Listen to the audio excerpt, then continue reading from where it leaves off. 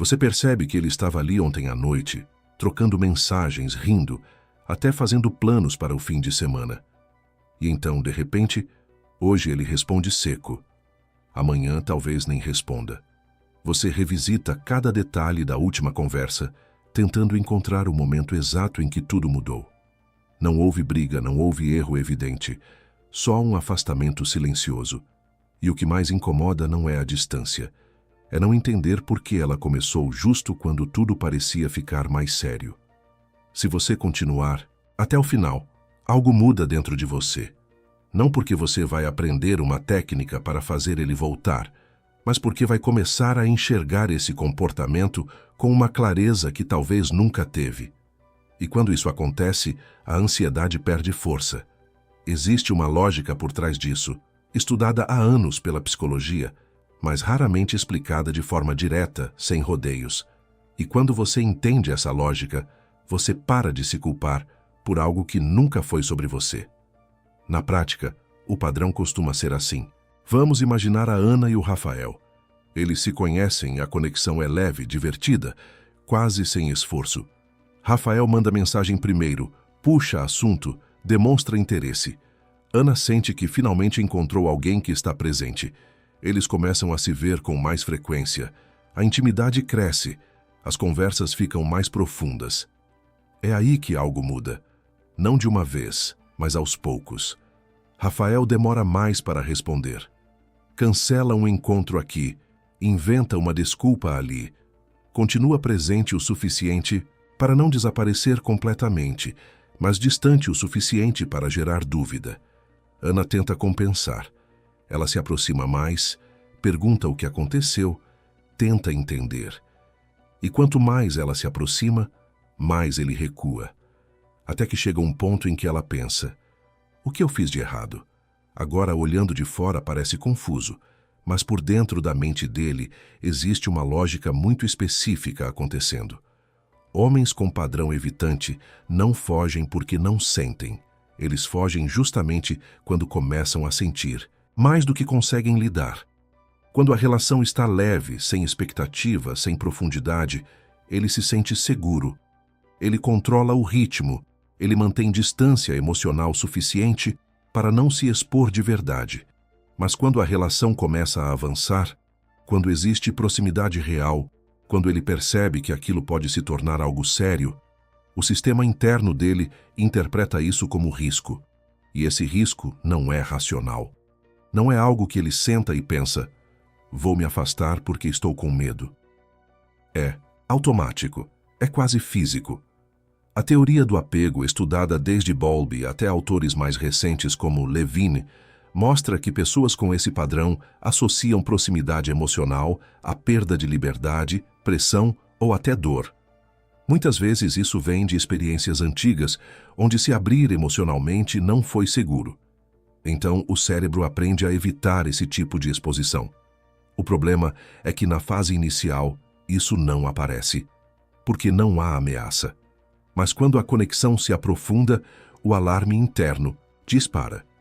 E a forma que ele encontra de lidar com isso é criando distância, às vezes sumindo, às vezes ficando frio, às vezes arrumando defeitos onde antes não via nenhum. Não porque você mudou, mas porque a relação mudou de nível. Agora vem a parte que quase ninguém fala. Enquanto ele se afasta para regular o próprio desconforto, você se aproxima para tentar restaurar a conexão. E é aqui que o padrão se intensifica, porque para ele, essa aproximação confirma exatamente o medo que ele já estava sentindo.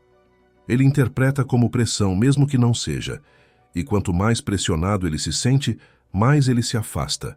E quanto mais ele se afasta, mais você sente necessidade de entender, de resolver, de se aproximar. Sem perceber, vocês entram em um ciclo que nenhum dos dois planejou, mas que se repete com precisão. E tem algo ainda mais profundo acontecendo. Muitas mulheres que se envolvem com homens assim têm uma sensibilidade maior à conexão emocional. Elas valorizam proximidade, clareza, consistência. E quando encontram alguém que no início entrega exatamente isso, cria-se uma expectativa muito forte. Então, Quando essa pessoa muda, não é só a relação que entra em dúvida, é a própria percepção. Você começa a questionar seu valor, sua leitura, sua intuição, e isso prende ainda mais você nesse ciclo, porque você tenta recuperar não só o relacionamento, mas a sensação de segurança que ele te deu no começo. A verdade difícil de aceitar é que aquele início não era falso. Ele era real, mas incompleto. Ele mostrava a parte dele que funciona bem em conexões leves. O problema não é a falta de interesse, é a incapacidade de sustentar profundidade sem ativar esse mecanismo de defesa. E isso não se resolve com o esforço do outro lado. Agora vem a virada. Não é sobre você ser intensa demais, carente demais ou exigir demais. E também não é sobre ele ser frio por escolha consciente. É sobre dois sistemas emocionais funcionando de formas diferentes, tentando se proteger do jeito que aprenderam. Quando você entende isso, algo muda, porque você para de interpretar o afastamento dele como rejeição pessoal e começa a enxergar como limitação emocional dele naquele momento. Isso não diminui o que você sente, mas tira o peso que você estava carregando sem perceber. Você não precisa se moldar para caber na zona de conforto dele, nem precisa correr atrás para provar que é suficiente, porque a questão nunca foi suficiência, foi capacidade. E quando essa clareza entra, você começa a observar em vez de reagir.